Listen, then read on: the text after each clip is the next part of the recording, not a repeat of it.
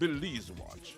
Knowledge of the past, impacting the present, building the future.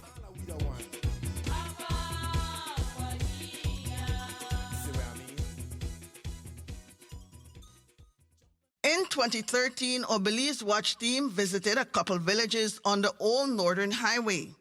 In this edition of Belize Watch Revisited, we look back at our show that aired on April 16, 2013, in which our team was in Santana village where they spoke with Mary Mejia. They then traveled on to Corozalito village and spoke with members of the Chavarria family. We will have all that for you after we take a break to hear from our partners, the Barry, Honorable Kevin Bernard, and Shell Belize Limited. We are the Barry, offering you great products, good service, and of course, the lowest prices in the entire country. Visit us in Belize City, Belmopan, San Ignacio Cayo, Orange Rock, and now in San Pedro, La Isla Bonita. The Barry. Get more? Pay less. In a town where dreams meet reality, where progress takes center stage, a transformation is underway. Get ready to experience a journey like no other. Introducing the long-awaited paving of Santa Familia Street and Tangerine Street. The wait is over and the future is here. Works have commenced and there's no stopping now.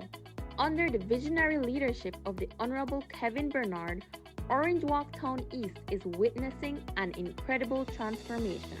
Honorable Kevin Bernard, a true champion of progress, has made it his mission to enhance the lives of the community he serves.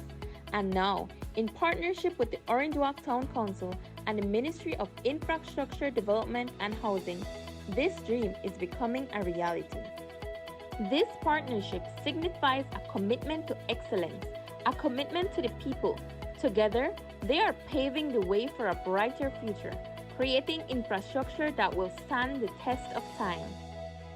Imagine smooth, well-lit streets designed to connect communities, businesses, and families. Santa Familia Street and Tangerine Street will become the vibrant arteries of Orange Walk Town East, pulsating with life and opportunity. No longer will we face the challenges of potholes and uneven surfaces. Our town is evolving with the Honorable Kevin Bernard leading the charge. More incredible projects are on the horizon. From improved infrastructure to innovative community initiatives, the future of Orange Walk East constituency is looking brighter than ever before. Moving the East forward with Kevin Bernard. Get ready for a new era of growth and improvement. Together, we are building a better future for all. Orange Walk Town, where dreams become a reality. Shell V-Power, with 3 times more cleaning and friction-reducing molecules. Go well. Go Shell.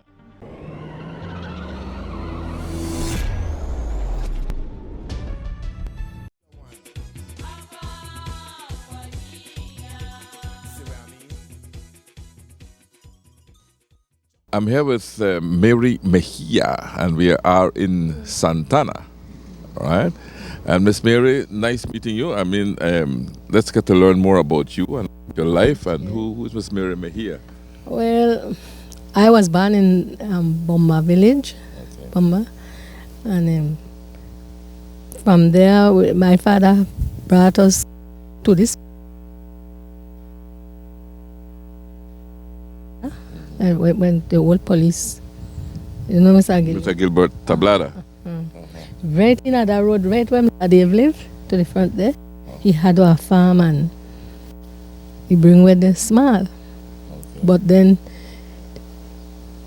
he never have a good job. He used to have to work hard. So 3 of us went with my grandmother to Corozal and the smaller one stay here. We went to school at Corozal, and then when I was 12, the next boy and the girl came back before my father sent for me, and so I came here, and I was going 5. I left from Corozal. What school were you attending in Corozal? St. Francis St. Francis Xavier. Xavier. And then when you came here, what school did you started to go to? Right here. The same Zion Park where we are right now. Because we're in Zion Park Yard. Yes, we had our boat building right there was the church and the school together in one. Yes, I remember that. They bring the school from Bomba and they add it to it, make it come bigger. It was a 3-5 step, I think, off the ground. And then they had a teacher quarter over there. The teacher used to stay right here. Olive. Good? Yes. And then they skipped me to standard 6. From when I came, they skipped me to standard 6. And I went for primary. I didn't pass because it was too fast. I couldn't catch up with that. And I came out of school when I was 14 years. That time, my parents had 13 of us. Wow. And we were right behind. Right behind each other, no? and so you all were all in this village at that time when you were going to school here. The 13 of you. Yes. Wow. 2 died, so it was the 2 girls died. How did their parents manage to keep the family going? You said their father was working for Mr. Tablada. I mean, he was doing a bit of farming and taking care of his place. But how did you all manage? Well, he used to go out and camp out like a week, 2 weeks, and go and work for people, chop, and for make he could buy one provision. Then when he come home, he could do other things for the next week home. But anyway, he used to live, we sell anything also. Till when we, the older ones, you may have 4 of us, were really bigger than the smaller one. And we gonna work. So they left, the smaller ones left. So we never get them that song education. And then my parents used to do chopping for the Jamaicans, people when we live here. When we call here, lone Jamaicans will live here. Okay. Lone Jamaicans. And how many Jamaican people come by this area? You know anything about that? Well, What's the story behind that? When I'm a little girl, one Jamaican man will sit down and tell me his story. I don't really know about the rest. Some of them, they come from the neighboring countries, and then they hear about Belize and they come across to Belize. Some say they come after the World War. They come in here on some kind of bargain, or I don't know. But here was where the Jamaicans live, lone Jamaicans. You had from Corozalito Road mouth right up to the bridge. What did these Jamaicans do mostly? They had a they had a thing where they call federation, where they get together and they plant and sell banana. Okay. They ship it out and sell it. But the most thing where the Jamaicans, they plant yams, cassava, banana, and they go to the market and sell it. So they came here just after the World War. In the late 40s, no? Because the war ended in 1945. So that was when, I guess, or maybe 45, in the late 40s, early 50s maybe, it might have been when they were pushing federation, when they were trying to push that federation business to...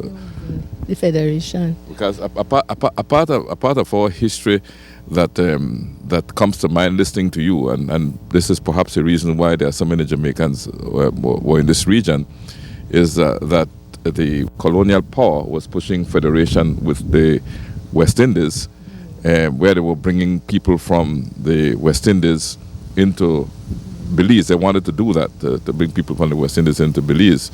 And the whole thing would have been like a federation of states in the West Indies. So did you hear about that? Would you link them to that? Yes, because then they come in a lot. But the only 2 Jamaicans that had family, big family, was Arthur, Miss Ivy Arthurs and Miss Buchanan. They were the only 2 people that had big families. The rest of Jamaicans, some didn't have, and some had only maybe 1. So the Miss Ivy Arthurs is still living, but she's in Ladyville.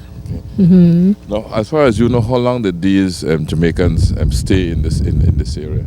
Well, some of them, start to move out from here when the children get big. And then the children they move out because no job is here for them. Some of them have good education and they move out and the parents they get older, some died, one family went back to I don't know where, but the other ones they only Miss Ivy is still alive. She is an old Jamaican, like in her 90s. She had Mr. Babatas, Mr. Glenatas, and all of those boys. It's her son. And then she living in Ladyville. Okay. But the rest, it was one single man. Most of them were lone single men. And some of them had a wife. But they went, okay, you had Patrick Angus, you had Mr. Tynes, you had Mr. Smelly, you had Mr. Sam, you had Mr. Walford, Mr. Butty, Mr. Johnson, and those were Mr. Smelly were only two couple at Corozalito Roadmouth. And some of them, only one. You know, Mr. Down the road, you have Mr. Watson, and a lot of them, Mr. Coy. You name them. I used to mingle a lot with them. With those Jamaicans, because they were nice people. They used to like tell you their old stories, how they traveled to Belize. But then they went and then in the entire our village me lively because their people used to do horse race and other league games every 24th of May, every 1st of May.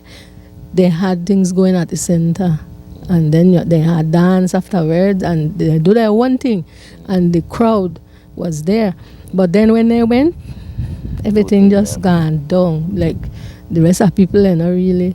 Well, we had some village councils where me active when some of the chairman them active on it. But like lately, like none of the village are not really now and then they make all the thing. Like everything just gone down. So this village get worse slow. To me, like this village gone slow because a lot of the like people like we have children. Whenever I get to a song education, for we children then get come up and we try and then get the education. Then they have to move out of the village because no job there. And some of them still go and come every day. But that was a lot of troubles on that. You have to passage every day up and down. You have to get up early. But some gone all together, they not come back. Some went away and some stay. So, but the minority is what stayed, right? Not the majority left. The majority from what we're seeing. But you know what? Like weekend time, some of the one where still have their people here. Some of the, and their house in the village. Nobody did it during the week, but weekend they still come and they spend the weekend or maybe one day and then go again. But they not still got a job. So this sometimes you still have a little crowd come in. But now you have some of them newcomers. And not like for us, everything changed. So now going back to your father and you growing up here and going to school right here at Zion Park, how many children were going to school at around that time when you were going to school? When I was going to school, we had about 60 odd children because you had Santana's children was coming here too. At the school, and then you had some from that way was coming here too. Corozalito had a few coming here, so we had a amount, and big children in San had 14 years and so. Now your life as you growing up here, what did you do? Tell me some of your formative years. Okay, when I left school, I went to work. I went to work with the same teacher, Olive Lacote. She was here, then I finished my school teacher Aspinall, you know, Kashan Aspinall. All right, I finished with him. And he was a very good teacher. I learned a lot the little year that I was with him. Then I went to work with teacher Olive. She was in Lucky Strike. To mine was a baby. So our grandson or step-grandson, I had Clarence. And I stayed with her. Then from there, she moved to PG. at first home. And I went along with her to PG. When I was 18 years old, I get a letter from the people there from the nurse. They say, come for exam because I'm going to be a nurse. And when I come, I never had no primary paper. So I never passed the exam. Well, they never accept me. 5 of us, we didn't get accepted. So then I said, I'm not going back with teacher. I will stay. And she called me, well, not call, but she write me and tell me, come back with that. And I tell her, I do look forward next job, I know, come back. So I never did go back. 18, I did the wrong sailor. I fall when I'm 19, I have my first baby, my little boy. Well, make it worse, I never think then. And I stayed. And my children, I have 8 children. Okay. I have 4 boys and I have 4 girls. The oldest one is 43 and the youngest one is 33 yesterday. Wow. Okay. Yeah. And I, right here in the same village, they went to school, and my grandchildren, some of them went pathway to the school too. But we had the village council and thing farm. I get in it. I work and thing.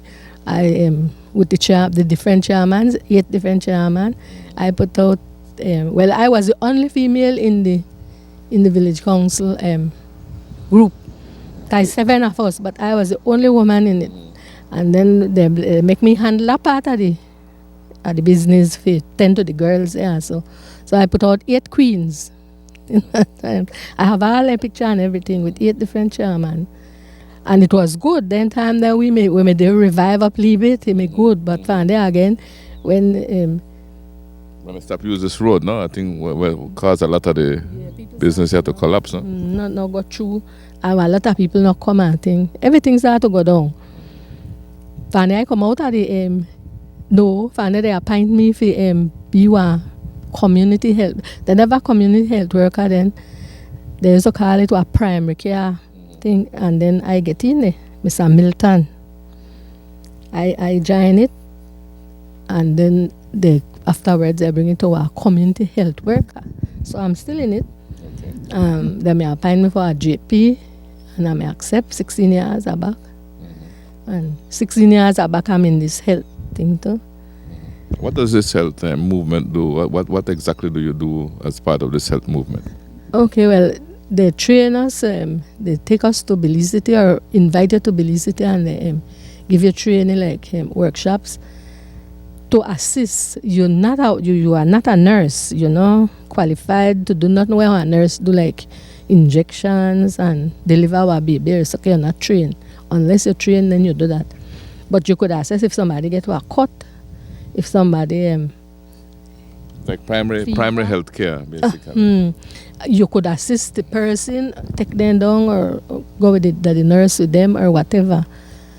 But you cannot do what the nurse do. You work underneath.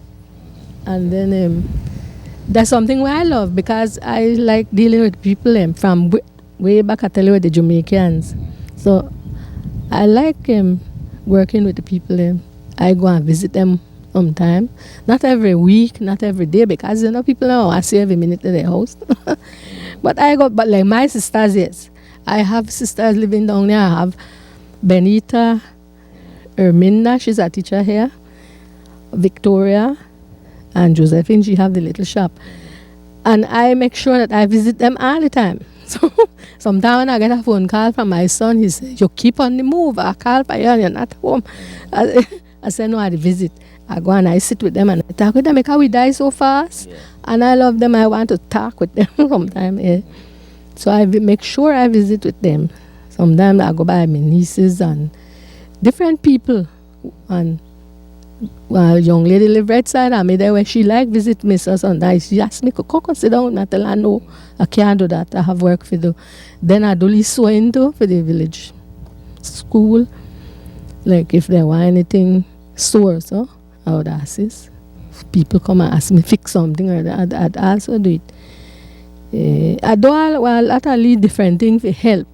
I sell the soft drink, the purified water. When it sell good, because sometimes no business there.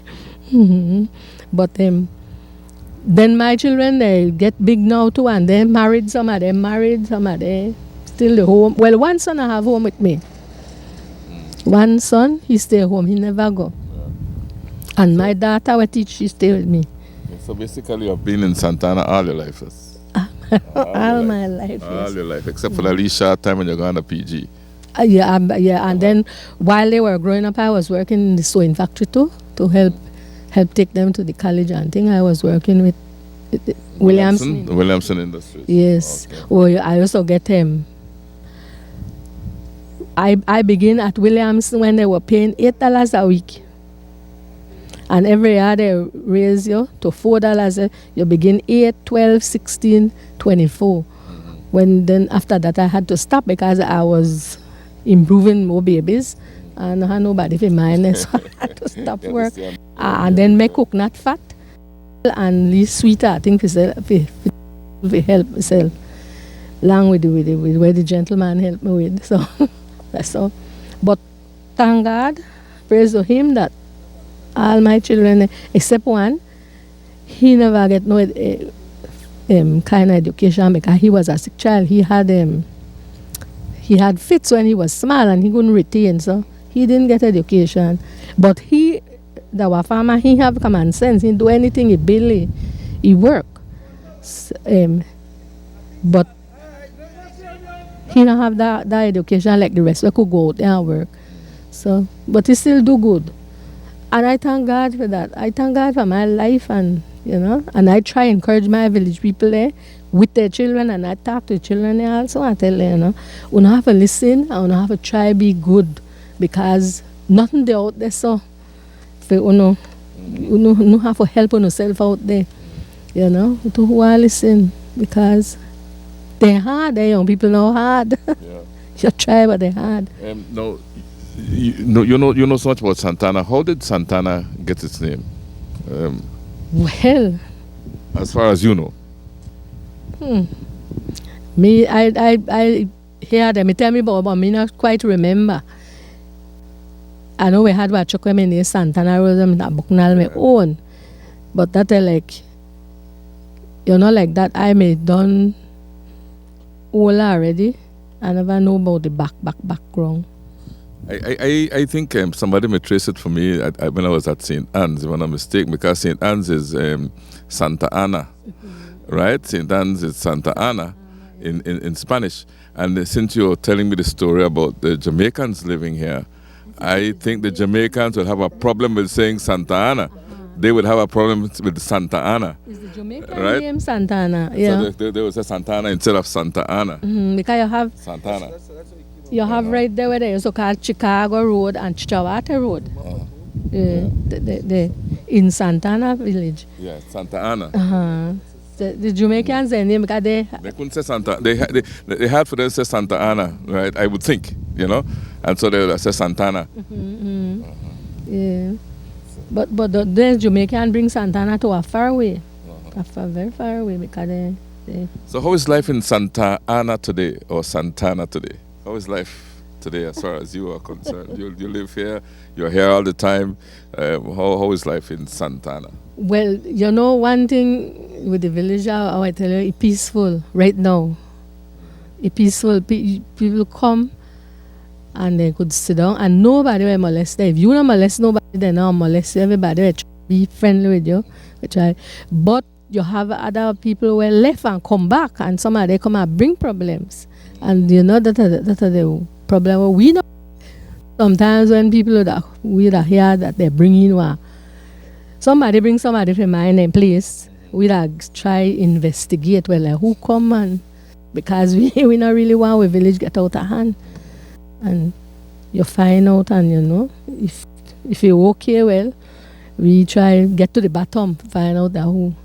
But there's sometimes they not stay, just come say and then gone again, because they live in rough. If you're not used to it, you're not stay. Mr. Dickey could tell you. People have either cut lag or do farming bush stick, anything. Because I know because my son work and he work hard to make one little money. That for the people there we have the little money we could pay like the people who pay retirement. Some of them would give other village people job here. because some of the young people are willing, if they have a little job today, they go grab it. But then it not come up all the time. And then like for we people can't go sell by the ruin. Because they're too going. But they don't want to accept all. Because they're too much So then we have to do something now for we village to make we could Try to younger bring people some could. tourism or bring Yes. people through, no? Well, people in this village make carving. You have a couple of young, middle-aged young make carving down there. That's where they live off. But people come and buy it from them. They don't have to go there to sell it. Other people will sell, buy it and then you have one next wire down there we go sell coconut water. Two of them go. And Mr. Dicky I think go down there too. So you make your little money. Then your wife or your husband, whatever, have to get out of the city. Every man and the boss go work. Do something if you have a lot of children or so. But we make it. Yeah, with whatever little we do, we make it. Thank God. So, Miss Mary, what's your message to other women in Belize and in general to our country? Well, you can't give up. You have to keep trying and praise God. The only one who could, I know that he helped her because he helped me. I could testify that. And I don't give up, and I don't want nobody give up. All the younger people, sometimes I tell them, make a farm or a league group or so, but you know what happened? They're too busy and they have their children where they have to, some of them have to hustle for. So I can't go against them. Some of them have to get out there and try to do something. If they don't mind this one, they do something. So some of them don't have time. But I still encourage them. I still visit, encourage them and tell them, you can't give up in a life. Because I gone through a hard life too when I'm young, but I never give up. And thank God I see where it pay. Not to give up. No. But to always be optimistic and keep moving forward. Yes. Well, Miss Mary, thank you so much for talking with me, and I want to wish you all the best, okay? Thanks. When we come back, it is the April 2013 conversation with Francis and Daniel Chavarria in Corozalito Village. We take a break to hear from our partners, the Barry, Honorable Kevin Bernard, and Shell Belize Limited. We are the Barry, offering you great products, good service, and of course, the lowest prices in the entire country. Visit us in Belize City, Belmopan, San Ignacio Cayo, Orange Rock, and now in San Pedro, La Isla Bonita. The Barry. Get more? Feel this. In a town where dreams meet reality, where progress takes center stage, a transformation is underway. Get ready to experience a journey like no other. Introducing the long-awaited paving of Santa Familia Street and Tangerine Street. The wait is over and the future is here. Works have commenced and there's no stopping now. Under the visionary leadership of the Honorable Kevin Bernard, Orange Walk Town East is witnessing an incredible transformation. Honorable Kevin Bernard, a true champion of progress, has made it his mission to enhance the lives of the community he serves. And now, in partnership with the Orange Walk Town Council and the Ministry of Infrastructure Development and Housing, this dream is becoming a reality. This partnership signifies a commitment to excellence, a commitment to the people. Together, they are paving the way for a brighter future, creating infrastructure that will stand the test of time. Imagine smooth, well-lit streets designed to connect communities, businesses, and families. Santa Familia Street and Tangerine Street will become the vibrant arteries of Orange Walk Town East, pulsating with life and opportunity. No longer will we face the challenges of potholes and uneven surfaces. Our town is evolving with the Honorable Kevin Bernard leading the charge, more incredible projects are on the horizon. From improved infrastructure to innovative community initiatives, the future of Orange Walk East constituency is looking brighter than ever before. Moving the East forward with Kevin Bernard. Get ready for a new era of growth and improvement. Together, we are building a better future for all. Orange Walk Town, where dreams become a reality. Shell V-Power with 3 times more cleaning and friction-reducing molecules. Go well. Go Shell.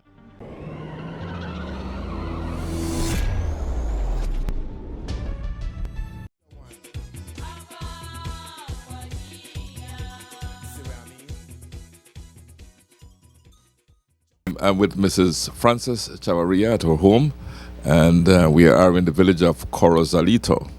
And I want to thank you so much, Mrs. Chavarria, for receiving me here in your home. And I want to wish you the very best. And thanks for agreeing to talk with me and to tell me a bit about yourself. Now, let me get to know you. Who is Mrs. Frances Chavarria? Well, she was a hard-working woman. Born at Corozalito? Not at all. Stan Creek. What part now? Stan Creek. I born on Never Delay, Cayo River. Then migrate down to Stan Creek. Then we come back to Santana. Then we gone back to Stan. My dad didn't have a jockey then. That's the reason why we travel around. Jockey meaning ride horses? The famous jockey, What was his name? William Rodan. He used to ride for Ben Stewart. Okay. And Ben Stewart was with BEC, and so he would have moved him all over the place where there was horse racing, right? Right, Guatemala, all about. And when I was about 16 years, this guy found me. 16 years old, he find you? Yes, I get married, going for 62 years. Wow. And But we could start at the beginning. Let's go back to the beginning now. You say you were born in Never Delay. What was it like growing up in Never Delay? I didn't really grow up. You didn't grow up there. So you were just born in Never Delay. Like about 1 year, we moved to Stan Creek. When about 9 years, we moved back to Never Delay. Okay. About 2 years. It was good. It was beautiful. Mr. Stewart treated us good. Christmas, we have lots of fun. Because he bring present for the kids. All of us get present, and we was treated like his own people. What do you remember of Mr. Ben Stewart? Because he was very... a lot of people worked for Mr. Stewart. What do you remember of him? Well, he was a kind man. Well, to my stout, kind of chubby, tall. You know. And he used to treat you good? Brown skin like. Like hair. They used to treat us good. Well, they used to treat my dad good. And we, of course, too. And then when you met Mr. Chavarria, where were you when you met Mr. Chavarria? Stan Creek Valley Road. Stan Creek Valley Road. How you all met? How did you meet Mr. Chavarria? I could ask him the story too. You know? I used to. Well, we had it like hard because thing wasn't so good. My mom used to make tamales to sell, and I go and sell it. And he met me on the road. He used to wear a scarlet and jeans pants and jeans shirt. And he says, "Try Lee line." Couple times and found that like a hook.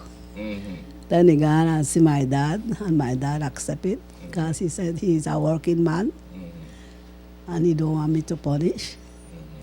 We got married and have 15 kids. 15? Wow. But not because he stay home, you know. He always out working. So what kind of work you used to do? Machete work. Machete work, okay. Clean farm, clean grapefruit, harvest grapefruit for the factory. For the factory. Okay. And then he used to work with forest department, But that time they never have social. And then, how did you all come to live in Corozalito? Well, my cousin Hubert Sewell went down there and bring us up to Lucky Strike, no, Lucky Strike at Cowhead, where he used to live. And he told us, Daniel, he said, you can work good, boy. We'll make a lot of money. He said, let's go up there and work. So he brought us up. He made a nice house for us. And they wanted to plant tomatoes to can. He wanted to do cannery. Cannery, yeah. But so happened, they went to Chichawate Where's Chichawate there? over the side. Not far from Corozalito. Far. 5 miles from Corozalito. 5 miles in the bush. Chichawate. Say what? And there where he make a big clearance. They never have power saw at that time. It's hand with X. And he chop it down, and Mr. Hunter went and see him and he said, boy, you were some bloody bulldozer. So the man be good by chop it. All right, so the man used to work good. But then he got sick, and then, you know, when you get sick and you do it at family, sometimes things don't work out. Because you're sick, I can't maintain you. So we asked Mr. Coco to give us the house up by Santana to live, that big cement house over so. At St. Anne's. And we lived there, and then he said, girl, he said, I want my own plantation, you know. But he was sick then with pain. And then he came back here and he looked for land. And he found one guy where they call Fire. Fire, right? But where year that happened now? 78. 1978. Mm-hmm. 78, 79, around that time. Around that time. And then he come, but when we come here, it was Picado. No road in there. When you ride, you could ride with vehicle, but the thing that whap you in your face, no road. Just like when you make a mahogany trail. And no water. But people were already living here in the Corozalito area, right? Yes. Because I can remember my mother telling me that they lived here for a while, or they were here for a while in Corozalito.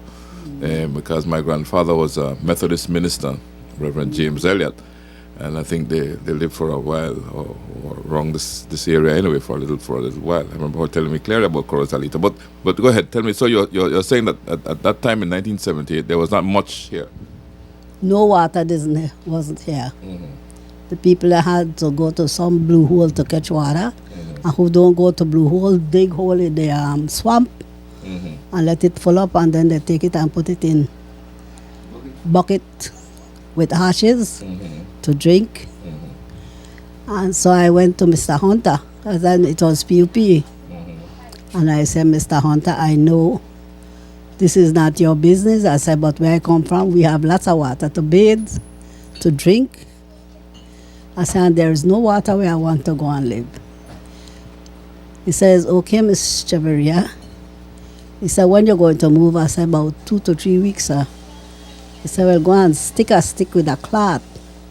He said, and then I'll send the man up to dig the well. But when I came up and tell my husband, he said, don't put it on our land. Put it on the other guy's land across the street. So we did, and we get there. We did get the water. Okay. That was the first pump up the side that I get. And then, well, I didn't like to. We used to go and sell because we had the biggest pineapple field. So you started planting, then your husband started to plant, and you all started to sell pineapples and Biggest fields, sugar loaf. And I didn't like the road in swamp. You have to walk with bicycle 11 o'clock at night to catch the orange Corozal truck to go down to town to sell. So I said, I think I'm going to Mr. Hunter. Me and one lady named Miss Edna Main, and Mr. Casa and Mr. Garford Main. we went to Mr. Hunter and we asked for the road because we have farm and we'd like a road. So Mr. Hunter grant us the road. But he sent one guy named Espat. But when Espat got one old machine that they took. When they get by the curve, he saw 2 snakes. He said, I'm not going no further because of snake there. And he quit building the road. So Mr. Hunter said to me, if we could get it done cheaper, Miss Chab. Well, me and Mr. Woods and a good friend, Mr. Johnny Woods. John Woods, They used to live in Massachusetts. Yeah, I used to live in Mascal area, yeah. So we went there. I went there and I talked it over with him. He said to me, no problem, Miss Chab. I'll do anything for Udo. He said, because I know Udo wants something better. And he did the road. And after he did the road, we bought a piece of land where the ball field is In Corozalito. from a guy named Percy Seeley. He charged us $300. The council come together and pay for it. He pushed that field. He didn't charge us for it. That's Mr. Woods did that. He pushed it free. Clean it down. He even pushed peace for us to plant peanuts. Wow. Free. He's a good man. I know him very well. He's a good friend of mine. Yeah, he's a good friend of mine too. We are like family. Okay. And after we get the field, we started to wanted to raise fund. So we used to put little touch camp. And then I don't know if you know this guy, Dave Dawson. I've heard the name before. He's a barber in Belize. He used to play out and he had a club. And he played for us free because he said, Miss Chab, I could see that you want something in your village. And he played for us until about couple years he played. Then from there we started to pick queen. Because our first queen was Miss Ruth, the teacher. Teacher Ruth? Yes. Okay. She was the first queen. And then we went and asked about the center. Mr. Hunter told me, Miss Chubb. I said, yes. He said, how much people live in your village? I said, Mr. Hunter, I don't worry about the people. I said, I think I could support the rest 10 people. Anyway, he gave us this, he never hesitated. He gave us a center. I and Mr. Named was the first one put pickaxe because we had to do help yourself, no? You have to help yourself. Yeah. We too was the first one put pickaxe there. That time I was healthy and strong. Then from there, they built the center, but it was not as beautiful as now. It was just the foundation and the top. It never complete. Okay. And we started to go dance and pick queen and have this marathon or whatnot. Right now I'm reeling up with the village council here because if we used to have it and the place was virgin yet, why can't they still continue with it? So, were you ever the child lady of Corozalito? Not at all. That's too large here. You don't like stool or you don't like chair? Yeah, no. But so you were just a community worker working for the betterment of your community? Indeed. Like to talk. You know. So our council was poor.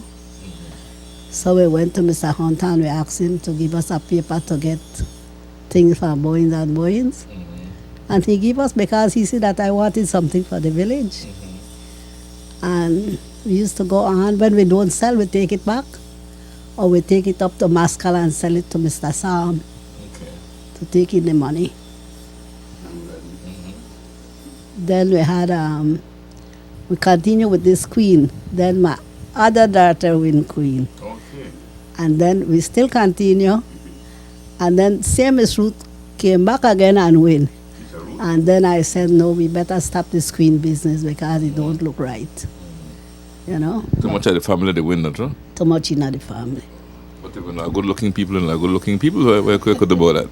Too much in the family. But Mr. David Dawson support us right through. Give us his music free.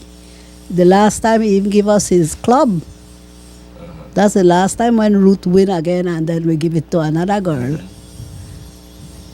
So Ruth held that title longer than anybody else then? Yes, he had it both. Twice. Okay. And then, so you and Mr. Chavarria continued then making your living off your farm and your plantation? Yes, we have Margaret Nicholas used to work with the social. We had a video on this farm because he was sick and these girls work like man.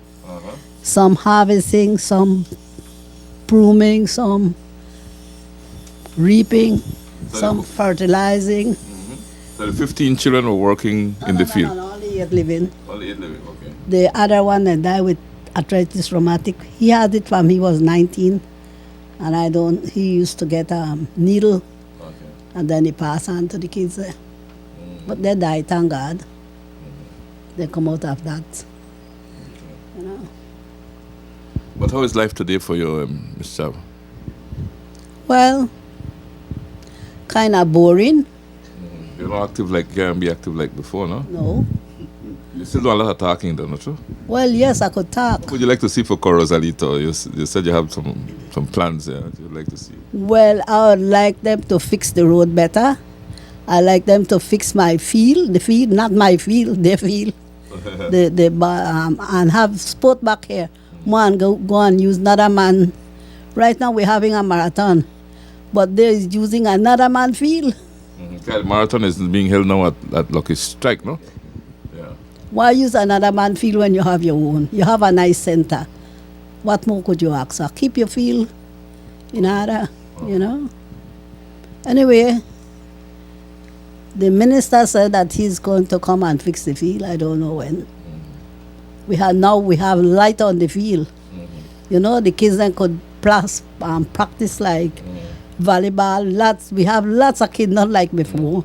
Lots of boys and girls.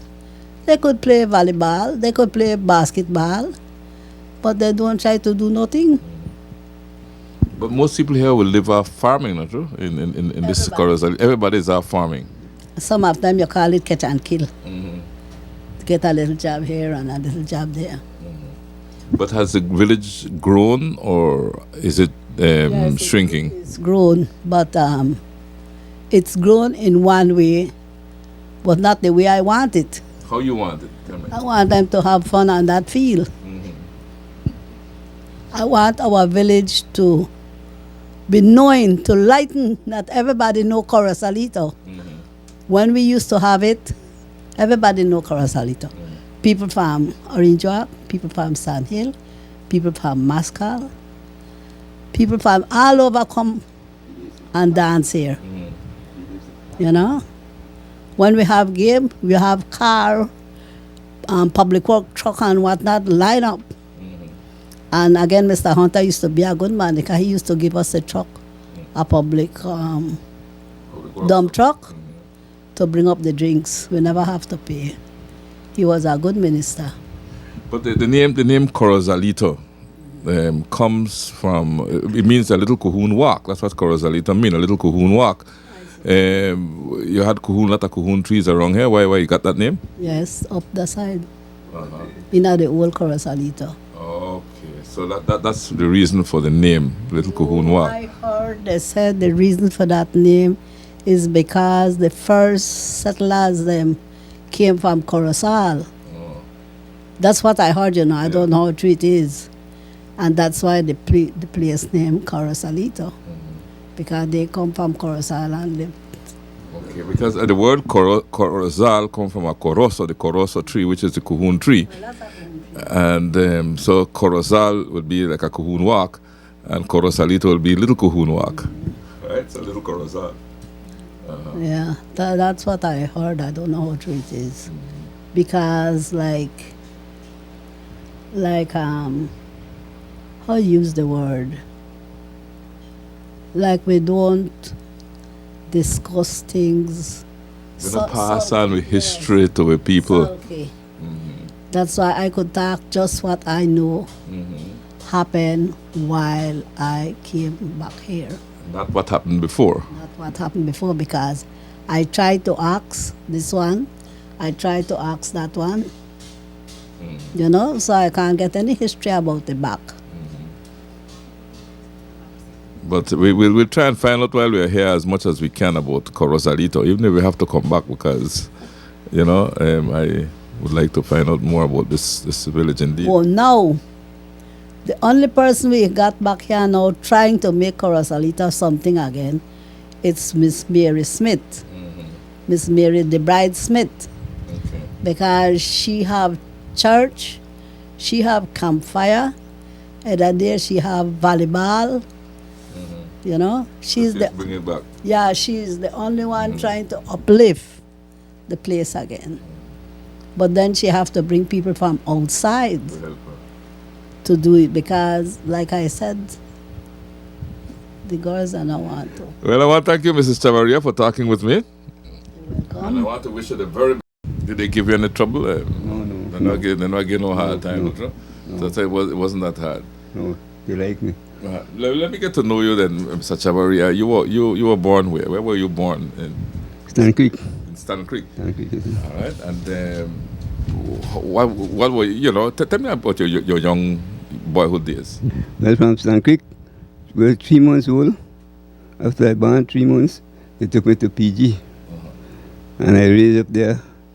I get my education there up to standard 6. And I left school because it was too hard to continue. And then I came back to Stan Creek. Then I get married to this young lady here. And from that time, Were you already cutting, working with the machetes? from 10 years old. From 10 years old. From 10 years So what used to do with this machete? Cut cane, cut anything. So chop root for mahogany, to drink mahogany, anything cut. And I bush to make plantation, anything. That was my life. Yeah, they had a old sugar mill in that area, not in that area by Serpon, by Silkgrass, not Silkgrass, City River. By City River, they had a sugar mill there. So they used to plant sugar cane in that area. That they used to cut sugar cane in that time. Not before, must have been before. Yeah. All right. So but you used to cut the citrus orchards. Though. Yeah, I know they had sawmill there. Sawmill? Oh yeah, they had a sawmill as well. Yeah, they had a sawmill. Yeah.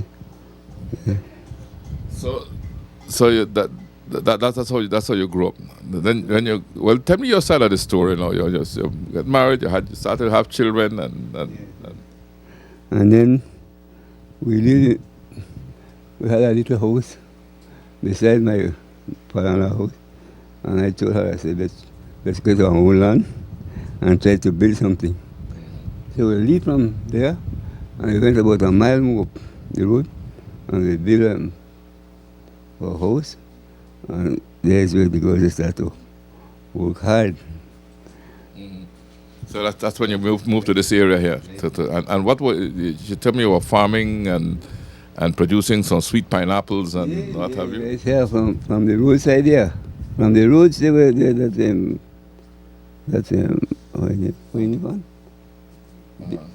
Right across, huh? Right to some there. Short now, only about maybe 50 yards. And we get to every week we draw 300 pineapple every week. Every week you had 300 pineapples coming out of that. And then she took, like Saturday, she took 3 more to town. 3 more of the same amount to town. Okay. So 600 every week. So I was making money, man. But my sickness took everything. I get sick, then my fingers so they whoop. Okay. Get sick and everything went clean. Yeah, so I live in the same spot, but God help us and we continue. So when I get sick now, she said, I tell her, let's go home, back to Belize, because we can't do nothing here. So we went back to Belize and build the next house. We stay there. And after that again, You have to come back out this side. leave it again because I don't remember what happened for me. I was born now. When I was born, they was born now. And we had to leave it again and come here. No, we didn't come here. We went to Scotland Half Moon. I made a pretty house there. Cement. So you to build your own house, too? Yes, we built it there and he left there. I gave it to a guy. Just took it, man, take it. Wow. Yeah, big house about 20 by 20. No, you give it because they couldn't buy it. But they couldn't buy it and then I knew. And they have to give it away. Yeah. So I say, before you live there and you stay there, give someone. I give it to them and I came this side now.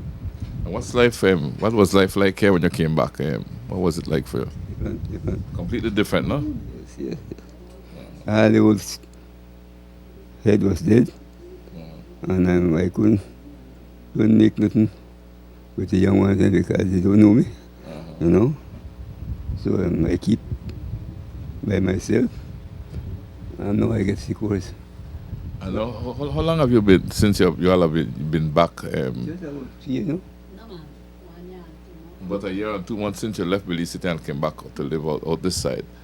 So if I'm to understand correctly, you were growing the pineapples, had the farm, and then you went to live in Belize City when he got ill, and then then you moved and then you came back here after the house burned down. When we moved from here, we needed for room. Oh, you left the place for Ruth, teacher Ruth, the principal that doesn't want to be called a principal. She loved this place. Okay. 1970. 1970, we came here from Santana. And we worked this place until 1985. And then we went to Belize. Okay. And then they moved back a year or so ago. All right. And I guess you move back now. It's much easier to live out this side, I would think. Easier because everything is clean and so, but I used to like to chop my one bush. I know there is no bush to chop. Yeah. There is nothing to chop now. He made a little plantation since we came back. You made a little plantation? Okay. Planting cassava and what have you. But then he sold 4 bunch Uh-huh. from his farm. Oh, good. So you start to sell things again, right? You sell planting and cassava and stuff for your farm. But now he can't go none of that. Because he is very ill. When I go, I have my ribs all around hurt, Okay. I can't walk good, so I must stick some wood. That's what I use, but no use.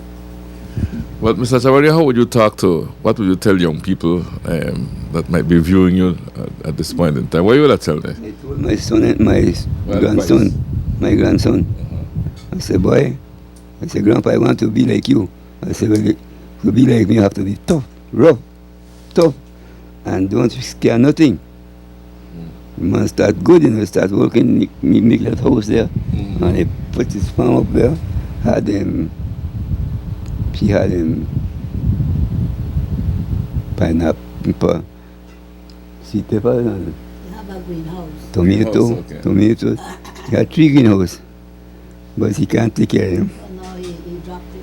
So I tell him, boy, I say, you drop through, I say, you can't do this stuff. I say, you have to make every one of them things fully plants before you could say, I'm a sell. You plant this one, you plant that one, and you plant that one. And when this one take about 2 months ready, that one will be the same and that one will be the same. You make connection on the side. And you have in a month, you could say, I sell for this one, and I sell for this one. So I told him, and he said yes, but he can't make it. He just give it up and gone. Well, congratulations, sir. Mr. Chavarria, Mr. Daniel Chavarria, thank you so much. Nice meeting you. Sir. And nice meeting your wife as well, Mrs. Chavarria, and all the best. We will have the final segment of our show as our team speaks with Ruth Chavarria Williams about life in the village. Belize Watch Revisited will be back after we hear from our partners. The Barry, Honorable Kevin Bernard, and Shell Belize Limited.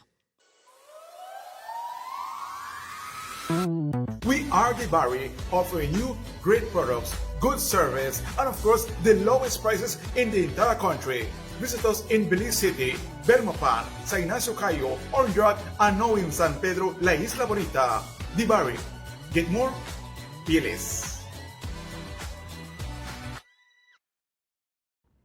In a town where dreams meet reality, where progress takes center stage, a transformation is underway.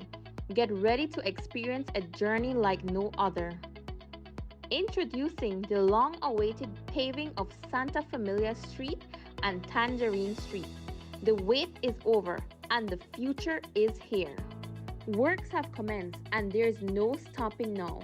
Under the visionary leadership of the Honorable Kevin Bernard, Orange Walk Town East is witnessing an incredible transformation.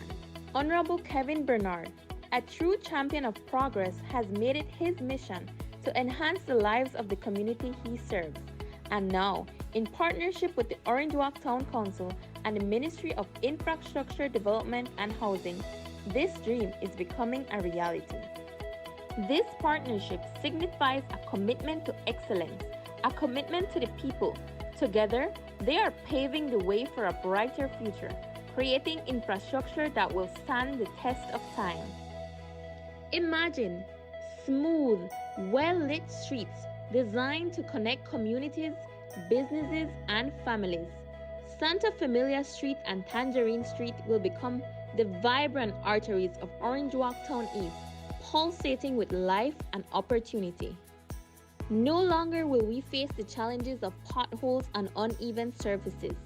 Our town is evolving with the Honorable Kevin Bernard leading the charge. More incredible projects are on the horizon. From improved infrastructure to innovative community initiatives, the future of Orange Walk East constituency is looking brighter than ever before. Moving the East forward with Kevin Bernard. Get ready for a new era of growth and improvement. Together, we are building a better future for all. Orange Walk Town, where dreams become a reality. Shell V-Power with 3 times more cleaning and friction-reducing molecules. Go well. Go Shell.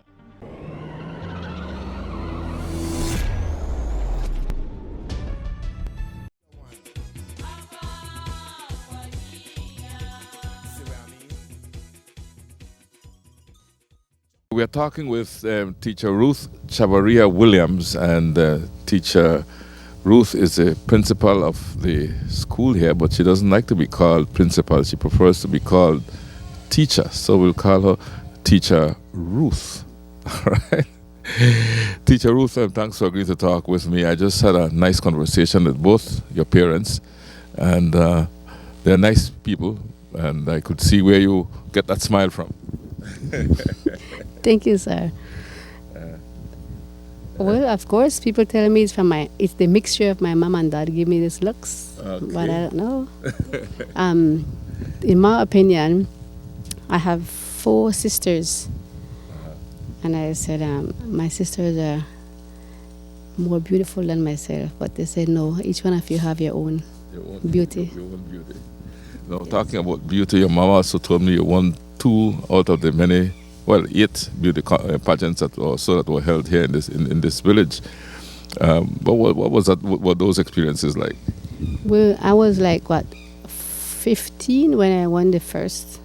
When I became the first queen of Corozalito. It was like it wasn't talent. It was just monetary.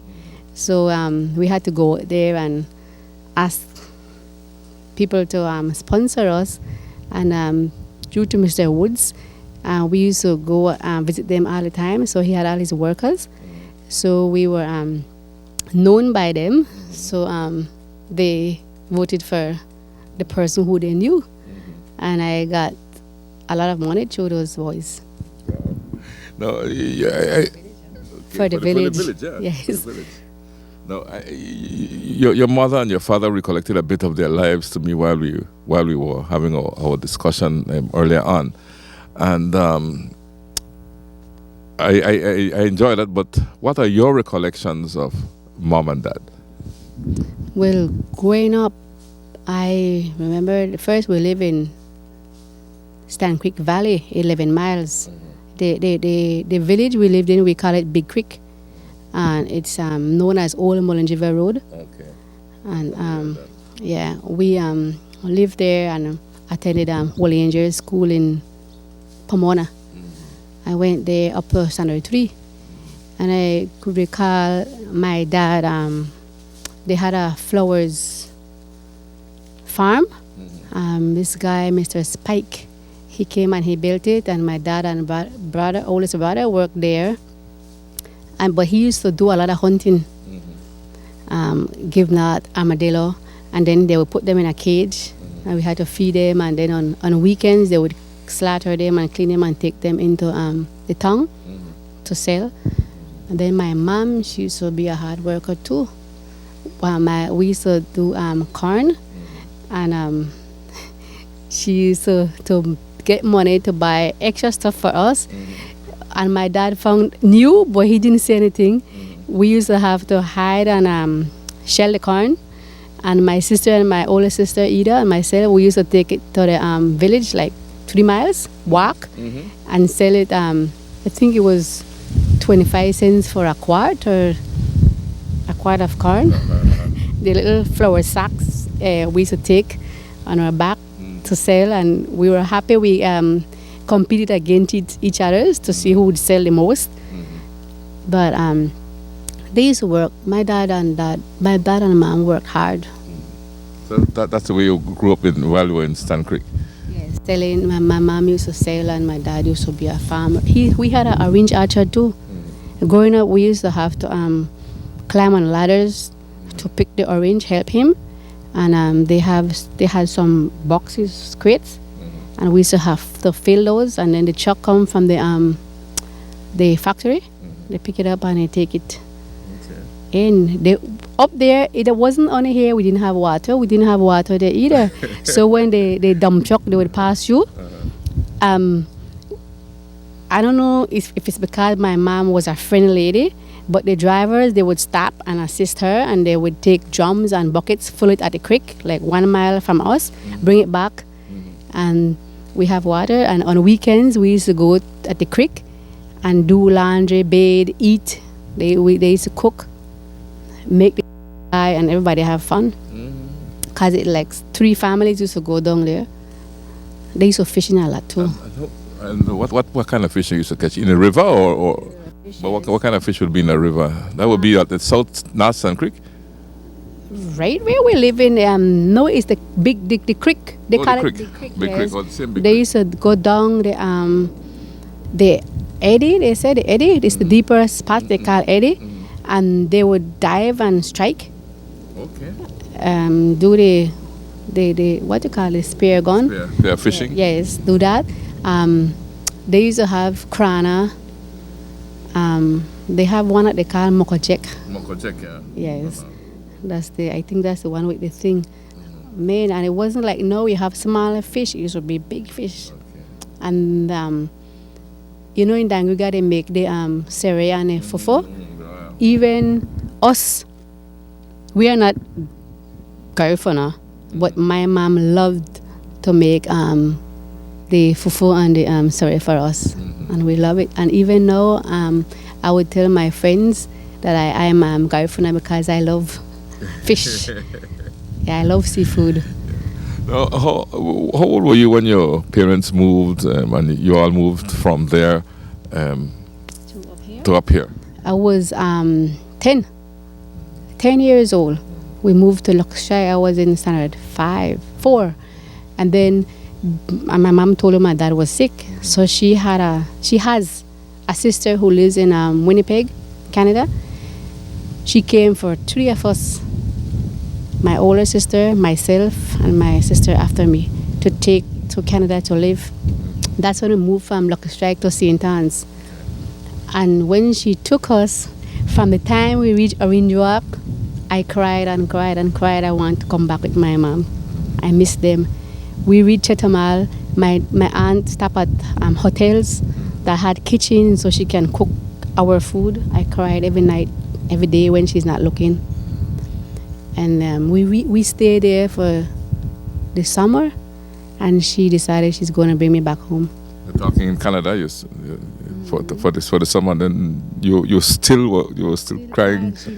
She moved us to my older sister, Consuelo. She lived in my aunt lived in Regina and my sister lived in Winnipeg, and she took us by train to Winnipeg, and I still cried. Every night I cried. And then my younger sister Ivani, when they brought us back home, she said, "But Auntie, I didn't want to come." The Auntie Bob said, "You should have told me. Then it would have been only my." Yes. Yes. So you and one of your sisters came back. Ivani, yes. Ivani. And then Ida stayed. Where's Ivani now? Did she stay In Los Angeles. Los Angeles? Yeah. And you stayed in Belize and did not. I just go back like for holidays, but I did not return to live. I don't know. Did you analyze why you were crying? Why what you didn't like about it? You sit down and analyze what was. Everything. I love everything, but my mom said when I was born, you know, they have the belief that my oldest brother, he had this is a superstitious belief. He had 2 crowns where the hair grows from 2 spots in his head, and between him and Ida and myself, we had like 3 siblings that died. And people were saying that it's because of my brother had that thing, so they had to throw an egg and burst it in his head. Wow. But it wasn't that. When I was born, I was sick. I was born sick, and I was always with my mom and dad. They always were there caring for me. So people, even now, they see me with them, they think that I'm the youngest. Even now. And even if they see me, my little sister, they would think that I'm the youngest one. Okay. Because she, if we were crossing the street when she's here, she would hold my hand and say, "Let's go, hurry." And she's shorter, you know. That's how they treat me, like if I'm the baby, but I'm not the baby. What Belize has kept you young then? Something happened. Corozalito. Corozalito, right? Yes, sir. So, can you recall of the move to Corozalito, and how old were you? I was 14. I was 13, and my dad used to have myself, Ivani, not Jackie, and Asmi. Alnol is his name, but we call him John. My little brother, he's a baby. And we used to have to ride from St. Anne's to here. He used to chop, but what he brought us here to do was to peel the pimento for the house, or to help him hold the post so it can be lined up to put the roof on. And the sister after me, she's heavier. Okay. And whenever he said, "Somebody come on top of the roof to help me," she is just struggling to get up, and I would reach before her, and then she would stay down to tell him if the posts they are lined up. And if it's not lined up, if she's not saying it correct, he would take the stick and hit her. And so she used to want to get up first because she didn't want to get hit. But I always beat her up to get up there. But it was hard because we used to have to be here with my dad every Saturday, and if it's a holiday, every day. And then when we go back home, we have to do the laundry because my mom used to grate coconut to sell coconut oil. And then she used to give us coconut to grate 50 each. Yeah. Grate 50 coconut? Yes, yeah, in the morning time, and do laundry. And sometimes we used to fight. We go at the well to wash. And if we're not doing it properly, we just take the clothes and whop each other's with it, and a big fight start. Then we get police back and start to do again. But it was a lot of work. Then we have to go to Belize City to sell it. And then my mom used to walk. It used to be by Cinderella Plaza, the bus terminal used to be, and we used to have to walk around the area to sell the coconut oil. One time I tripped, and the bag fell over and spilled the oil. but she didn't. Didn't last you for that No, long. she didn't with me. I know she knew that we were tired, cause you walk all day in the sun. Yeah, and then Amazing way of growing up. No, I think I'm sure a lot of Belizeans could identify with exactly what you were saying. yes, sir. And then they built the house, and Mr. Woods was the one who moved us behind here, the stuff. Then we moved behind here. Then we had to work along with him on the farm. He used to plant rice right here, Okay. and we used to have to beat the rice to cook. Okay. That used to be hard too, because he used to want his food on time, and if you're not finished and he's tired, you have to have a good excuse for not cooking on time. Yes. But we used to have the boys from Mascal, St. Anne's. They used to come right behind here. Because we went to school together. So when we moved, we were friends. So they came behind here, and as soon as we see them, we would pull our rubber boots on and a long pants and pull a machete, and they say, "What happened? What's up? What are you going to do?" So we say, "Let's go and help us," and then we take them and they help us chop. They help us water the plants, harvest the stuff. Now, what about school? What are you doing with regards to your education? I went to Sec 1. At that time, it was Sec 1. I went 3 years there.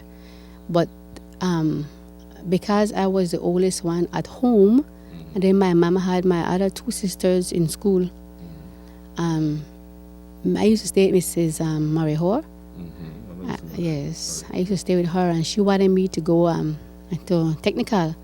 But then my mom had to make tamales when she was here to put us through school. And then she was passing through menopause, and she was always sick. So when I was 14, I think turned 17, I am 16 going for 17. I finished Sec 1, and I told her I don't want to continue, and I stayed home with her. Then that's the time I had to get up 12 o'clock to push the pineapple and the tomatoes and the okra and the sweet pepper and the gourd, it's a Indian thing. So they're out there Along the road, so you had to push it along the Picado right through to the main highway. to get the truck to go to Belize City. Early we had to get up, and when it's rainy, it's a lot of mud, and you have to make in some long steps not to step into mud. Yeah, we had to get up early and go and sell. And you know what? I must say about myself, I never spent my dad's money. I go to Belize in the morning, I sell, and I bring back all of his money for him.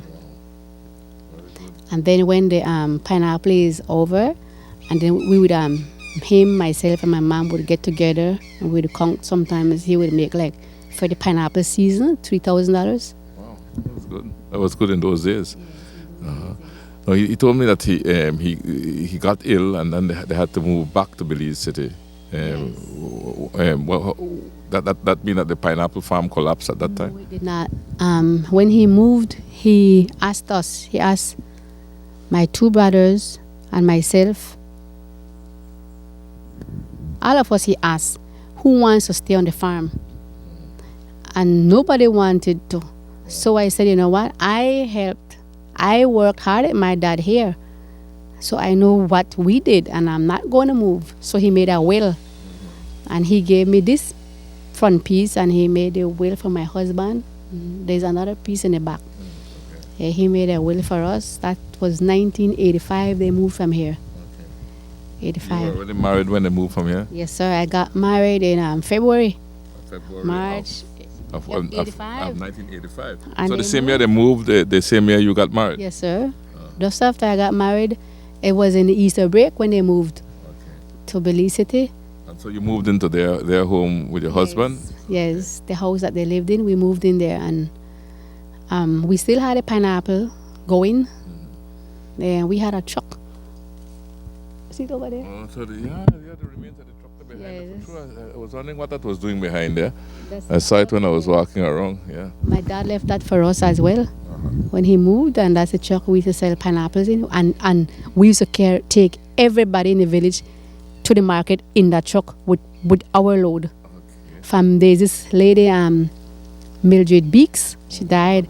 From her, we used to take in Christmas time, the chicken, the cage used to be hanging on the side, and people in the truck, chicken, fruits, everything in the truck. Like Santana Rose was one of those trucks, or I heard about Santana. what was it before that time, no? Santana Rose had been a bit before, me, yes. maybe. Before me, yes. And we used to get up early too, because you have to go, even now you have to get up early to get a good spot to sell. Yeah, so when they left, we still continued the farming, and then afterwards, my two sons. I have two sons. How old are your sons? Okay, when they left in February, I got married, and I had my first son in June, the 8th of June. He's going to be 28. Yeah, he's married, has a little boy. He went to school in Belize City. Well, actually, when I was here, when I moved here, that's when I started. That's when I became a teacher. Yeah, I was about to ask you how you started this teaching career. That started in 85 then?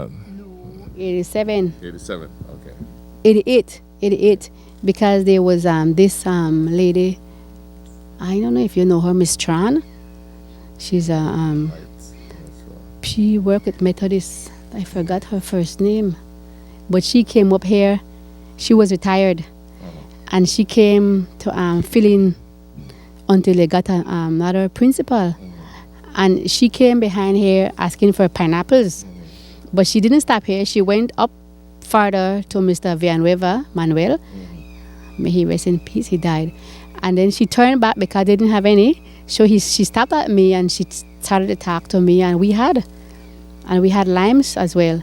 So she started to ask me questions, which school I attended, and what am I doing now at that time. And I said I attended Sec1, and I just got married like 2-3 years ago. And she didn't say anything. I gave her some pineapples and some. I didn't sell it to her. I gave it to her. And I laughed because then she said, "Why are you laughing?" I said, "Because the kids, they told me that there's an old lady who is going to be the principal for Santana, Zion Park." And she laughed too. She said, "Yeah, that's me." But she talked perfect English. So she went, and then she called me, but I was sick. I was in Dangriga with my grandmother. Yeah, and when I came back, my husband Elvis told me, and my friend Erminda, she's the other teacher, she went in and she got the job, but then she went on maternity leave, and then she called me, and then I went in, and that's how I became a teacher. And how many years have you been teaching now here in Corozalito? 22. 22 years. Because I have studied in Belize City. I have studied 2 years, and I finished 1 year at St. Luke. How many children go to school here in Corozalito?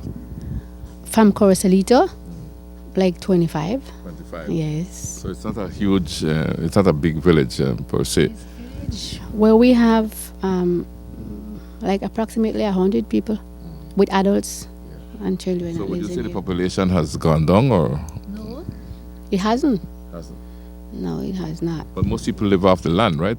Farming. Yes, sir. All of us, everybody here, is farming. Every Saturday, they take their stuff to Belize City to sell. All in all, life is fine here in Corozalito for you and for the folks that live here. Would you say that? Yes, sir. I would, because we have water, we have our current, and a lot of us has phone. So. Very good. So sound like life is okay here in Corozalito. Right? Nobody disturbed or nothing like that, right? I think what some of the farmers would like, though, is like if like we have Mr. Casanova, he plants a lot of cashew, right? I think he was trying to get into this the project that they have with this cashew thing, but nothing happened yet. And I think my chairman is going to talk to you more about What you'd like to see? yes for our village. Now, Yes. the parents around here, are they very much involved in the education of their children? Sir, they are, and they're very supportive as well. They are. They are. They are the ones that donate the stuff for the fair, and they are the one who buys the stuff from the fair as well. Yes, they are. That's very good. Well, Teacher Ruth, I want to thank you so much. Unless there's anything else you want to tell me. Well, I just want to tell that you're not able to speak to the chairman today because he's doing a fundraiser in Lucky Strike for the the fire victims. Them. Teacher Ruth, thank you so much, and all the best to you. Thank you for tuning in to Belize Watch Revisited, where we look back at some of the stories we've covered over the years. Belize Watch. Knowledge of the past, impacting the present, building the future. Celebration time.